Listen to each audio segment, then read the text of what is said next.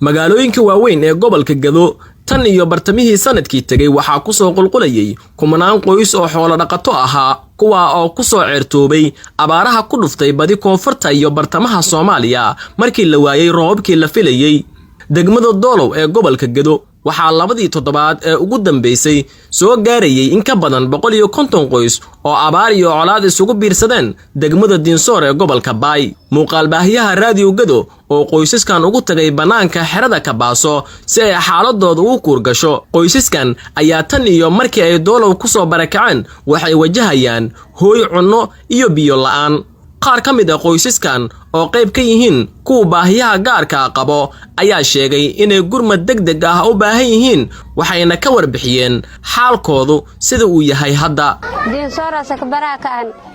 dagaal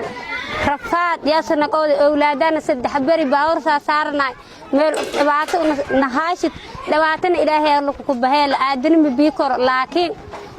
way fadaxayna gargaar intina nin gargaar intii rafaadkina noo ilaahay dadka ilaali kore saasa aan baahan naftay naafi aha litay lahaad maqow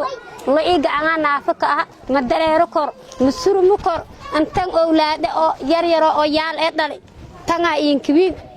naxariis ilaahay alla ka faday mayna faday intina nin naxariiso nin gargaar irsaaga waa irsaaq aagno fadaan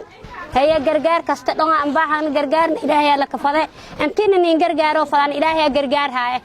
dad oo hoogta ay ugu taabkoos ka dhawatan qura gurudkani meel laga shaqaashada la waay lama sano sidisna abaarna heeshti saaso Doolow ku kooyni lan walaal ay qaylisniyo kurmaan nisheeni kurmaanti xana baaburo sanana ka qaadi walaal inta nisheeni shilay magmaalan hore kooyni dhibaato shigna awleedna u dhartaa ka saga fiigni qoobas laga fiigi dibci rafaado ku jarni muslina wadanka xitaa nisheeni meesifeena hay-adda sharafta badan inuu geergeerto sifin waxaan ka soo barakacnay Dinsoor dagaalo aan ugu qabsaday hoogayaal iyo waxa isdhaafsadeen iyo hubweyn isdhaafsadeen marka waan soo baxnay waxa iman hadda waxaan joognaa degmada may Doolow aan joognaa dad dhawaataysananaha marka waxaan rabnaa inay dawladda iyo maamulka inay waxaan rabnaa gargaar noo fidiyaan harba al-shabaab iyo dawladda وأركض ماشي أركض دجال نجتي يا مركز وجرى مدافع وأركض الإسلاف سدي ماشي حفاظه كله ده مساكين وأركض وشعب أقول ماشي كجرويني ومرهر بأبار أركض إن حفاظ سدي ودير كهرب وقون بتبني وهكذا مدافع إسلافتي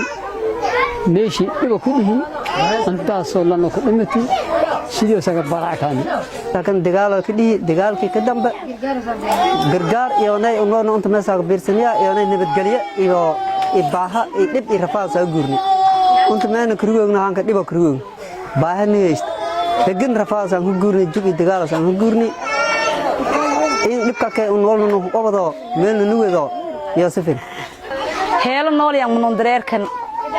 dib oo eedan qabnay murugana bursadkani murugana meel ku bursano waayni saarida silaha ku noolni haddana elko dheeraynu nagadi elkiyo sago roorni inta rigoogna meesfina inuu gaargaar qoysaskan kaliya ma aha kuwa xaalado dhinaca nolosha Doolow ku wajahayo kuwa oo xilli abaareedkan magaaladan soo gaaray balse waa kuwii ugu dambeeyay oo si degdeg ah ugu baahan gargaar samafaleed Ilyas Abdirashiid Abdulqaadir Radio Gado Doolow Gado Radio